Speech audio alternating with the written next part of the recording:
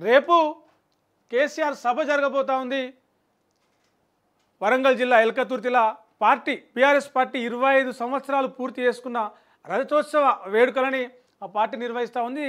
దీనికి ఒక మార్కులాగా నిలిచిపోయేలాగా బీఆర్ఎస్ సభలు అంటేనే గతంలో కూడా చూసినా మనం సింహగర్జన అని చెప్పేసి చాలా రకాల సభలు నిర్వహించిన కేసీఆర్ రేపు కూడా 10 లక్షల మందితోటి ఎల్కతుర్తిలో సభ నిర్వహించబోతూ ఉన్నారు. మొత్తం 1300 ఎకరాలల్లో ఇప్పటికే సభా ప్రాంగణం అంతా కూడా డిజైన్ అయిపోయింది, అంతా రెడీ అయిపోయినాయి. దానికి సంబంధించి మరి ఏం మాట్లాడతాడు కేసీఆర్ రేపు? అసెంబ్లీ ఎన్నికల తర్వాత పార్లమెంట్ ఎన్నికల సమయంలో ఆయన మాట్లాడింది ఒకసారి, ఆ తర్వాత మొత్తానికే ఎక్కడ కూడా మీడియా ముందుకు రాలేదు, ప్రజలతోటి కానీ క్యాడర్ తోటి కానీ ఎట్లాంటి ఇది లేదు, మొత్తం ఫామ్ హౌస్లోనే ఉన్నాడు. ఎవరైనా నాయకులు కావచ్చు, కార్యకర్తలు కావచ్చు, కలవాలి మాట్లాడాలి అనుకున్నా కూడా అక్కడికి వెళ్ళి అక్కడనే కలిసిరు. కానీ మొత్తం ఇక్కడ ఏదైతే ప్రజలకు కానీ ఆయన స్పీచ్ కావచ్చు, ఒక ప్రెస్ మీట్ కావచ్చు, ఏదైతే లేకుండా పోయింది ఒక సంవత్సర కాలంగా. మరి ఇప్పుడు ఆయన రేపు బయటికి రాబోతా ఉన్నారు. ఏం మాట్లాడతాడు, ప్రజలకు ఏం చెప్తాడు, ఈ ప్రభుత్వం మీద ఏం మాట్లాడతాడు? ఏడాదిన్నరగా ప్రభుత్వం కొన్ని హామీలు ఇచ్చింది, 6 గ్యారంటీలు అన్నారు, 420 హామీలు అన్నారు. కొంత రైతు బంధు విషయంలో కావచ్చు, రుణమాఫీ విషయంలో కావచ్చు, అటు లగచర్ల విషయంలో కావచ్చు, హెచ్సియు విషయంలో కావచ్చు, చాలా విషయాల మీద కేసీఆర్ ఎలాంటి కామెంట్ ప్రకటన కానీ చేయలేదు. మరి ప్రభుత్వం మీద కూడా కొంత ప్రజల నుంచి కొంత ఇది వస్తూ ఉంది, ప్రతిపక్షాల నుంచి కూడా ఒక ఎదురుదాడి జరుగుతూ ఉంది. మరి ఈ క్రమంలో రేపు కేసీఆర్ ఎలా మాట్లాడబోతున్నారు? పాత కేసీఆర్ మళ్ళీ బయటకు వస్తాడా? ఆ చెలోక్తులు, ఆ పిట్టకథలు, ఆ సెటైర్లు ఏం కామెంట్ చేయబోతూ ఉన్నాడు అనే దాని మీద ఇటు ప్రభుత్వంలో ఉన్న వాళ్ళు కావచ్చు, ఇతర విపక్ష పార్టీలో ఉన్న వాళ్ళు కావచ్చు, ప్రజలు కావచ్చు, బీఆర్ఎస్ పార్టీ కార్యకర్తలు కావచ్చు, చాలా ఇంట్రెస్ట్గా అయితే వెయిట్ చేస్తూ ఉన్నారు అని చెప్పొచ్చు. అంటే కేసీఆర్ స్పీచ్ అంటేనే కొన్ని చలోక్తులు ఉంటాయి, పిట్టకథలు ఉంటాయి, సెటైర్లు ఉంటాయి. ఏం చెప్పాలనుకున్నా ఇట్లా ఒక తనదైన స్టైల్లో చెప్తాడు, తనదైన స్టైల్లో మాట్లాడతాడు.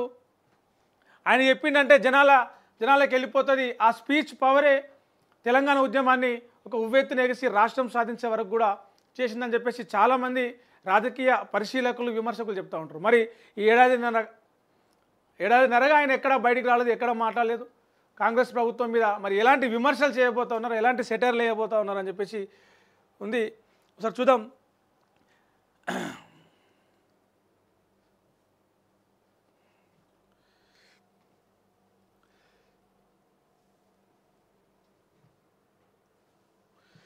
వరంగల్ జిల్లా ఎల్కతుర్తిలో రేపు బీఆర్ఎస్ రజతోత్సవ సభ నిర్వహించనున్నారు.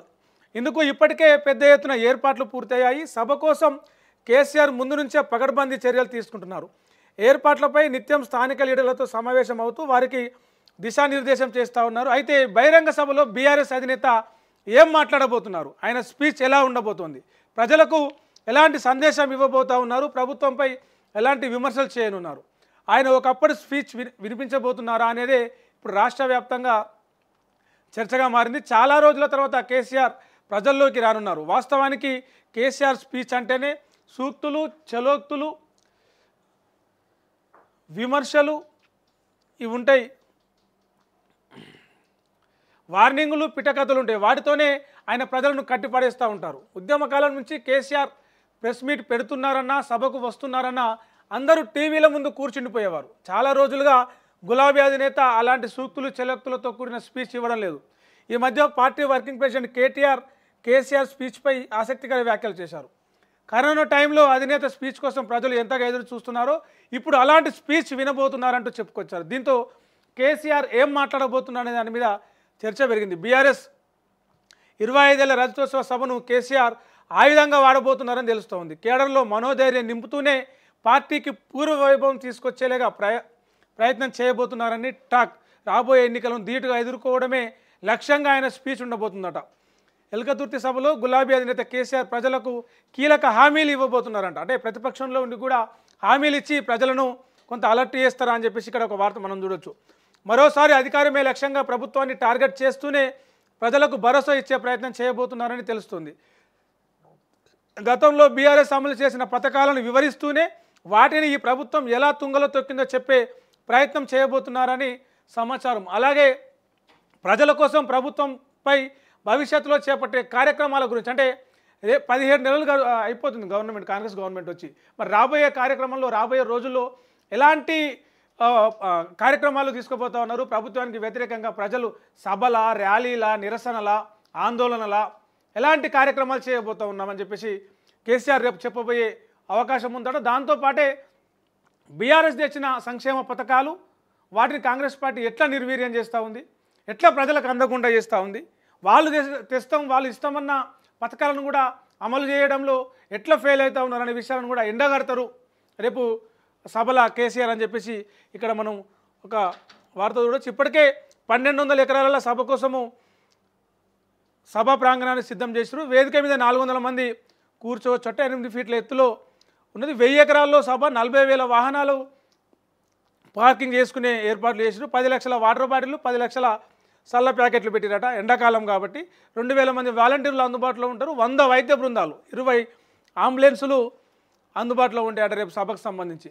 మొత్తం పార్కింగ్ 5 పార్కింగ్ జోన్లు, అంటే ఎక్కడి నుంచి వచ్చే కరీంనగర్ నుంచి వచ్చేవి కావచ్చు, మెదక్ నుంచి వచ్చేవి కావచ్చు, జనగాం, ధర్మసాగర్, ఖమ్మం, నల్గొండ, ఇట్లా భద్రాచలం, వర్ధన్నపేట, ఇట్లా ఏ ఏరియా నుంచి వచ్చే ఆ వెహికల్స్కి అక్కడక్కడ పార్కింగ్ సమస్య కాకుండా కూడా వాళ్ళు ఇచ్చేస్తూ ఉన్నారు. మొత్తానికి సభ పార్కింగు, ఎంతమంది సభకు వస్తారు, 10 లక్షల మంది భారీ బహిరంగ సభ అనే చర్చ జరిగినప్పటికీ కూడా ఓవరాల్గా కేసీఆర్ ఏం మాట్లాడబోతున్నారు, కేసీఆర్ ఏం చెప్పబోతున్నారు అనే దాని మీదనే చాలా ఇంట్రెస్ట్గా అన్ని వర్గాలు, రాజకీయ వర్గాలు, పారిశ్రామిక వర్గాలు, ప్రజలు, అధికార వర్గాలు కూడా చాలా ఇంట్రెస్ట్గా ఎదురు చూస్తూ ఉన్నాయి. మరి రేపు ఆయన ఏం మాట్లాడబోతారు అనేది కూడా మనకు రేపు సభ సమయంలో తెలుస్తుంది.